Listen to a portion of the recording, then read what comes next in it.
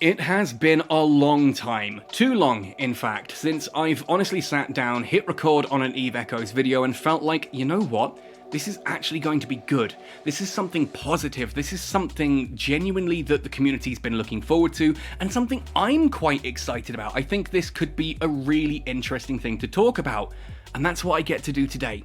Now, you may have noticed today is Friday and there's no developer Q&A video. We don't have a developer Q&A this week. Apparently it is being rolled into a double bumper for next week, so do stay tuned for that. You'll also probably notice I've got a load of EVE Online footage on screen at the moment. No, that's not me trying to sway you to EVE Online, it's just that I don't have any good EVE Echoes footage handy, and this is at least somewhat relevant.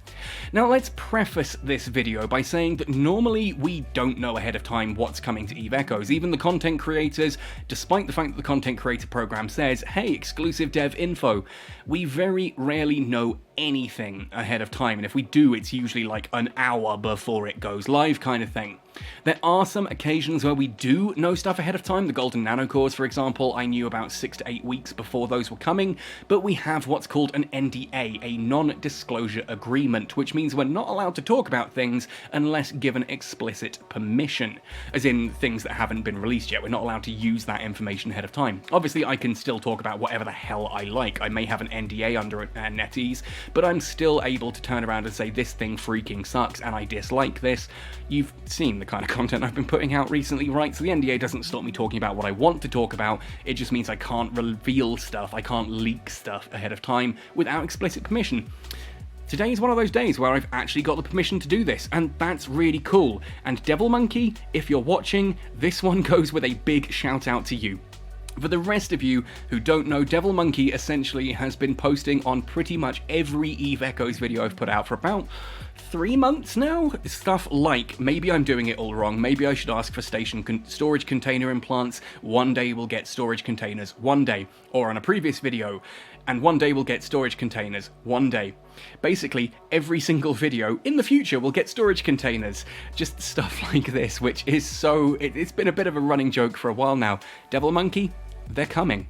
We actually have confirmation that station containers are coming to Eve Echoes, along with the ability to name your ship. Now, this sounds incredibly minor, and genuinely, it's not about to bring anyone back who's already quit the game. No one's going to have quit Eve Echoes at this point, look over at this video and go, oh, storage containers are coming to Eve Echoes? Absolutely, let me jump back in on that. It doesn't fix any of the problems, but it is a nice point that it's something we've been asking for a long time, and it's finally coming to the game. Now, what is the big fuss about this? And surely they're just containers, right? And yeah, they are. Essentially a storage container in EVE Online, because obviously I can only base this on EVE Online. In EVE Online, a storage container is an item that is built by industrialists. It is a big item that requires haulers to move them, so don't expect to carry these in the back of an Atron 2 Interceptor. You are going to need to actually haul these or build them locally. You then drop them into your inventory at a station. You can then rename them and you can put other items inside them. This, again, it sounds really minor, but it is a huge quality of life thing that, yeah, you can have a storage container for all your blueprints, a storage container for all your ores, a storage container for all your high slots or mid slots or low slots or rigs, and it just means you can keep all of your stuff organized so much better. Now, I am hoping that they will follow the EVE Online example of this, of actually making it something that is done by industry, because there's usually a pretty steady demand for these. I am anticipating that it's gonna be fairly expensive to make them. This is, after all, Eve Echoes, and we've got a lot of evidence as to how this probably will be implemented.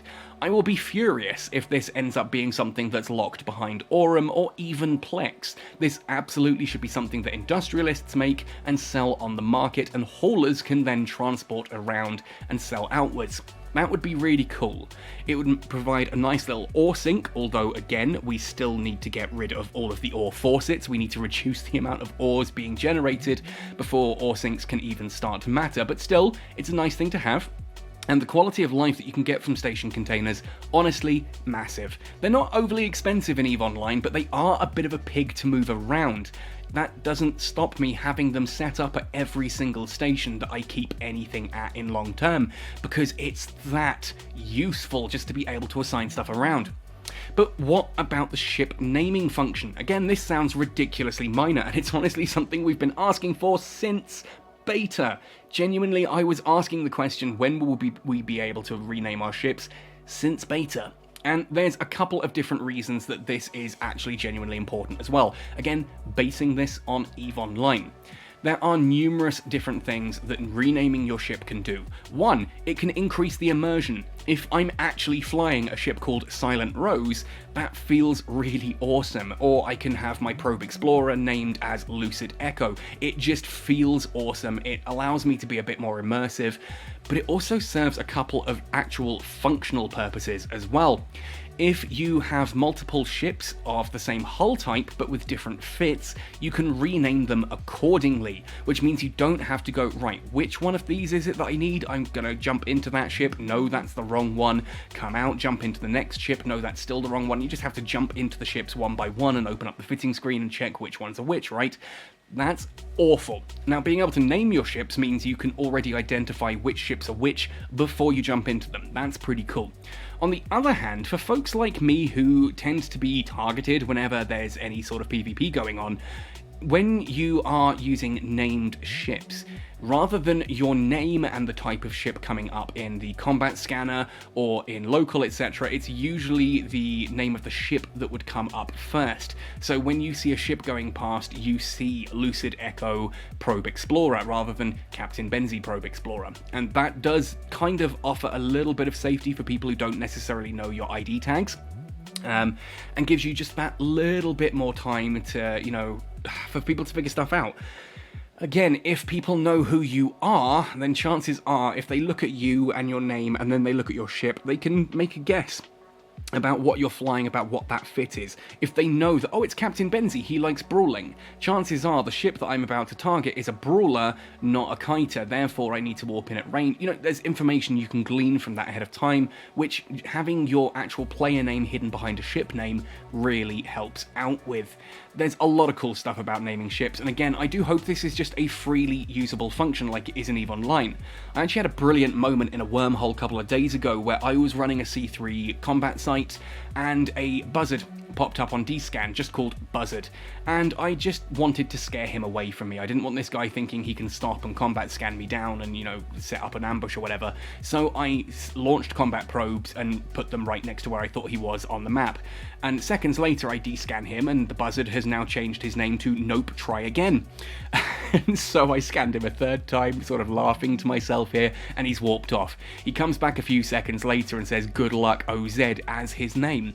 And just that ability to communicate like that can be really quite funny, and there's some great stories about that, like in EVE Online as well. But again, it's just a feature we've been asking for a long time that looks like it is finally coming to Echoes. Now, there are a couple of other bits as well that we know are coming.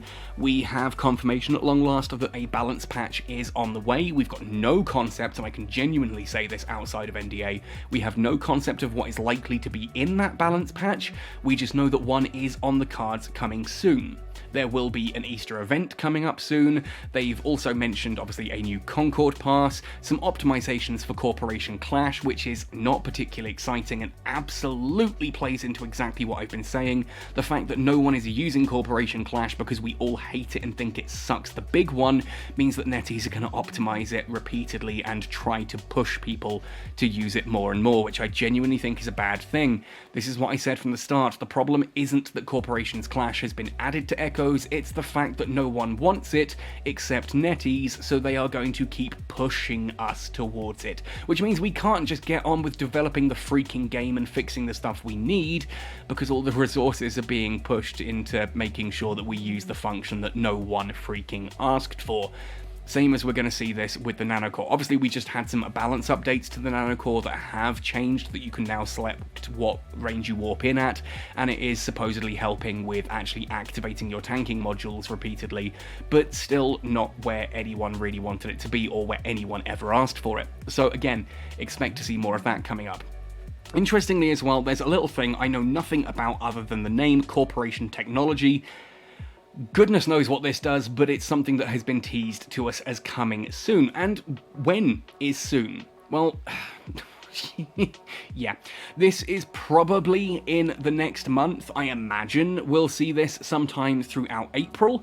April balance patch is a common thing at this point. Things like station containers and naming of ships, it's a fairly simple thing to implement. Although, yeah, historically, simple things to implement doesn't necessarily mean they go in smoothly, so genuinely best wishes to NetEase to make sure it does go smooth, fingers crossed. But hopefully within the next couple of weeks, we should start seeing in the weekly update notes the ability to rename your ships, to use station containers, to rename your station containers as well, because of course that's a key function of that, and hopefully these other things that we've mentioned as well. And I'm interested to see what this corporation technology could be. I'd love to know your thoughts and opinions in the comment section down below as well. What do you think that could be? Do you have any ideas? Do you have anything that maybe you've gleaned from a Trello or a Dev Q&A in the past that I've completely forgotten about? I'd love to know what you guys think. And if you are interested in station containers, fittingly enough, I promise I didn't even plan this. I found out about the station containers thing literally this morning. I've actually got a video for station containers and how they work in EVE Online coming out on Monday. I've got EVE Online content queued up for basically the next 2.5 weeks with a few slots here and there to drop in other content as it arrives. Like obviously Fridays for Dev Q&As, but there is a station container video coming on Monday, so you can see what that's like. Even if you don't play EVE Online, might be worth checking out just to get a feel for what you can do with these things and how they operate. Anyway, folks, again, let me know your thoughts and opinions in the comment section down below. I'm actually kind of excited for all of this. I'm keen to see what comes in the balance patch. The station containers and the naming function to me is freaking awesome, if only for the fact that it references that they are somewhat listening to the players, even if they still have some really cack-eyed ways of implementing stuff, like we saw with the recent skills. At least they're sort of listening to us a little bit, and all we can do at this point is hope that they start listening more and more. I don't think this supposed CSM is going to do anything other than piss off the player base, as it's already doing. I don't think it's going to achieve anything, because NetEase have shown they don't want to listen to the people that they hired to be outreach, by which I mean the development team for Echoes and the community support managers, let alone the content creators and the official Discord mods. I don't see why a group of 10 random people, in NetEase's eyes at least, yes, I understand that these are key figures in our community, but to NetEase, they're nobody. So I don't get why NetEase would ever listen to that, but hey, we are looking at a time when it seems that they are taking some of our suggestions a bit more seriously, and I can only see that as a good thing, even if it does feel a little bit like, I don't know, I really hate making this analogy, and some people have picked me up on it and some people have supported me for it. As a prior victim of domestic violence, I'm making this analogy. The way that Echoes treats its player base at the moment is like an abusive husband, like beating the wife and then blaming it on her, and that's kind of how we are with Echoes. We're not being listened to, we're being ignored, and they just want more and more money from us. They want more out of us, but are giving less in return. And any time we turn around and say, hey, we'd really like this, we were just getting a, oh yeah, maybe that sounds kind of cool. Yeah, darling, maybe we'll do that one day. And then it just goes right back to what it was before. It's been an abusive relationship for a long time now, so throwing these lifelines, there is a big part of me that's wary. It does genuinely feel just like kind of, oh, stick around, see, I've got some nice things going for me as well, you know? I don't know. I don't know where this goes. I don't know if this means they are actually looking to fix EVE Echoes in the future and that they're going to be listening to the players and giving us those big fixes we've been asking for. Small ship content, redoing the entire game so that beginners aren't locked out of it for 10 months on starting. That kind of stuff. I don't know if that's where this is going, but I hope so, right? And hope is a good thing. It's the last thing left in Pandora's box, or so they say. Anyway, folks, thank you for listening. Sorry, I did try to sign off for a second ago and then I went on another ramble, so here I am, Captain Benzie, signing off for today's video. Happy sailing, and see you in New Eden!